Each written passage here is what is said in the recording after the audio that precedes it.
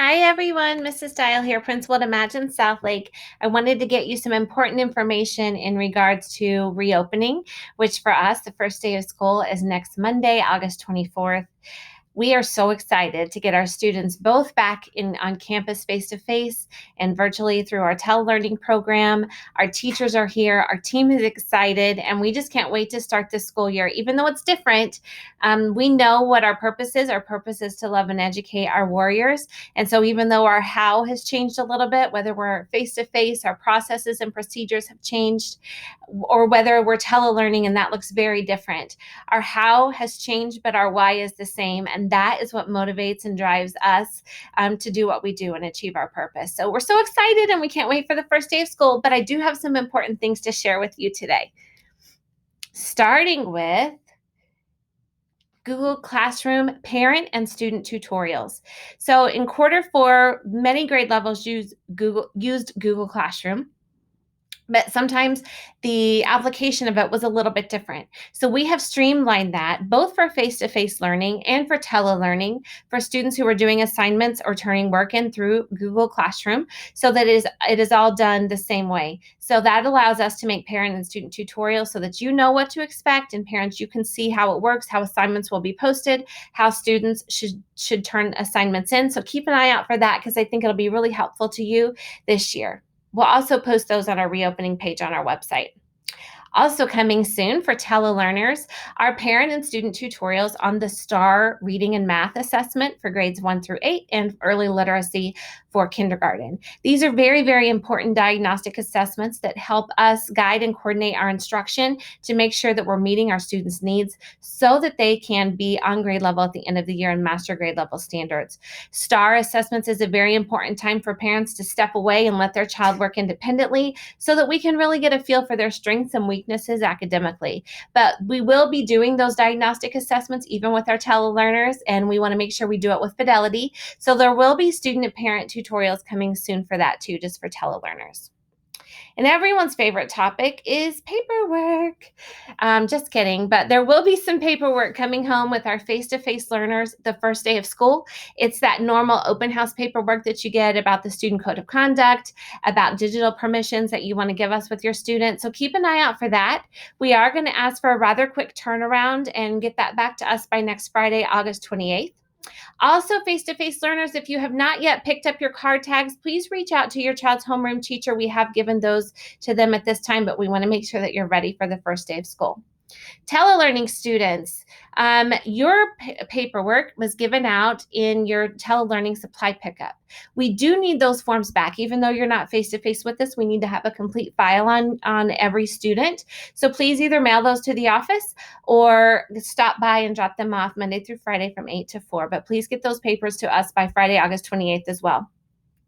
Telelearning students and families, if you did not pick up your supplies in the car line this week, that's okay. But we do want you to get here by Friday at 4 p.m. and pick those up.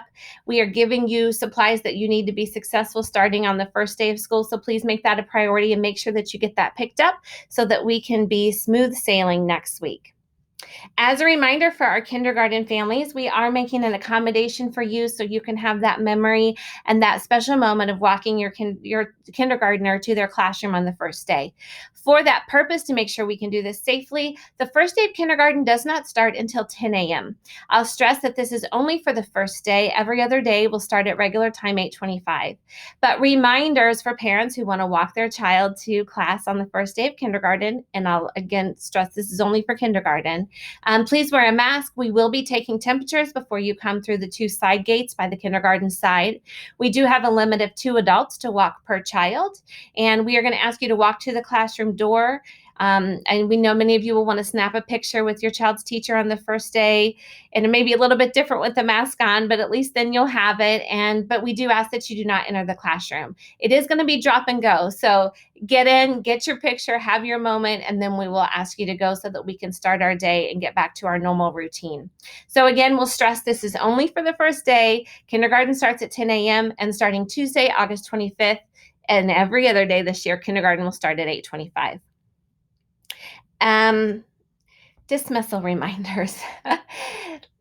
This is important to make sure that, because we do have some changes to our dismissal, so I want to make sure that we're clear so there's as little confusion as possible the first day. We know there's always some confusion at the beginning of the year, and dismissal always takes longer. And just know my goal for dismissal is not to be fast. We want to be efficient, but my goal as we begin the school year is to make sure that our students are getting home the right way and that they're getting home safely. So we will ask for grace and patience when you come. We are running 2 car lines this year to prevent commingling at dismissal as much as possible. That will look different for us. And honestly, we just don't know how it will go until we start. So we may be doing some problem solving along the way, but please know that we're working very hard as we can, my entire team, to make this process safe and efficient. If you have not watched Mrs. Wessner's dismissal video, I have attached the link in the email that this video came with. Please go back and watch it because it will give you very clear directions on if you're K through 4, which car line you use and what time you arrive. If you're 5 through 8, which car line you use and what time you arrive.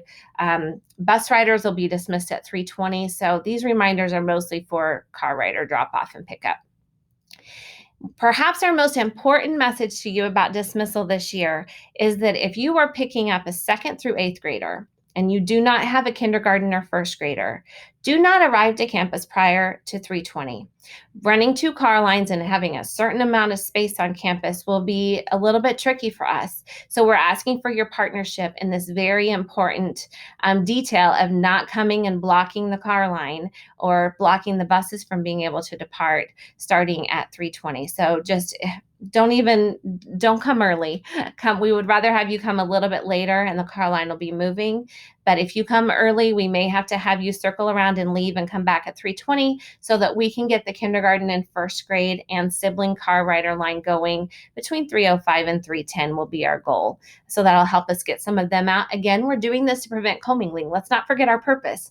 Our purpose and the reason we're changing all this is to try to make as safe of a school environment as we can. There is a lot that we can do to make this school year safe, and we are doing everything we can, but that comes with sacrificing and changing some things, and this is one of those important things. So please partner with us on that.